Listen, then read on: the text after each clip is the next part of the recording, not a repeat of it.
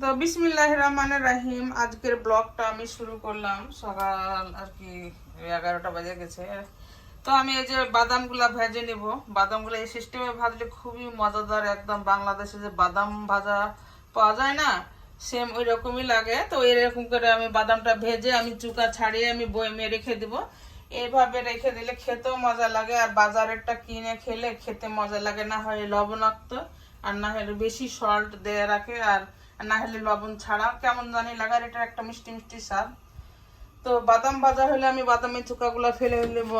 তারপরে এই যে পাতিল পুতিল, বড় বড় পাতিল পুতিল এখন মেজে নেব। তারপরে তো ওই যে মুরগির বেস্ট ভিজিয়েছি, ভেজিটেবল সব কিছুটা হলো কেটেছি, আবার কাটাকাটি করব, রান্না বান্না করব। তো এই তো আজকের ব্লগটা এভাবে আমি শুরু করব। তো বড় বড় পাতিলগুলা বাইরে ব্যাকয়ার্ডে মেজে শুকাইতে দিছি, কারণ এগুলো গ্যারেজে রেখে দেব। এগুলো বাড়িতে আমি ক্লিন করি না। এখানে চিংড়ি তরকারিটা আমি চাপায় দিছি, চিংড়ি ভাজা আর কি। আমার ছেলেদের খুবই পছন্দের একটা খাবার,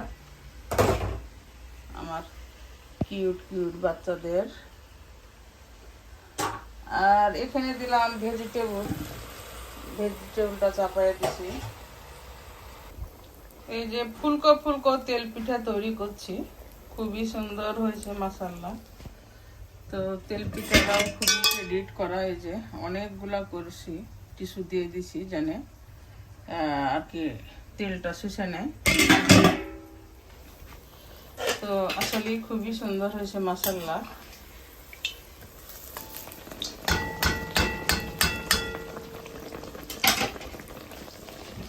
তো আমি একটা দেখাই, এই যে সবই এরকম হয়েছে, খুবই ভালো হয়েছে।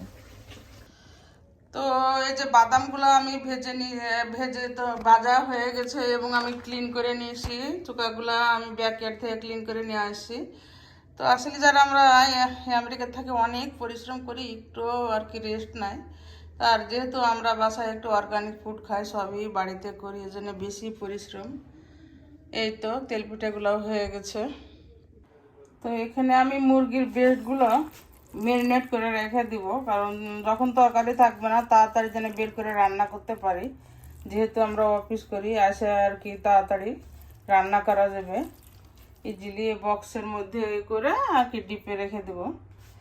আর এখানে অনেকগুলো মাছ, যেহেতু আমি সিঙ্কে ক্লিন করে মানে অনেকবার, প্রায় 20 বার মতো ধুয়ে লেবুন লবণ দিয়ে ধুয়ে আমি ক্লিন করে হলুদ লবণ মাখিয়ে রাখছি। আর এখানেও এগুলো সব আমি এখন রেখে দেব। মাছগুলো সব ভেজে নিছি, মশলাটা কষাচ্ছি। এটাই হলো লাস্ট ভাজা, তাহলে অনেকগুলো মাছ তো হাঁড়িটা ভরে দেবে। তো রান্না বান্না শেষ।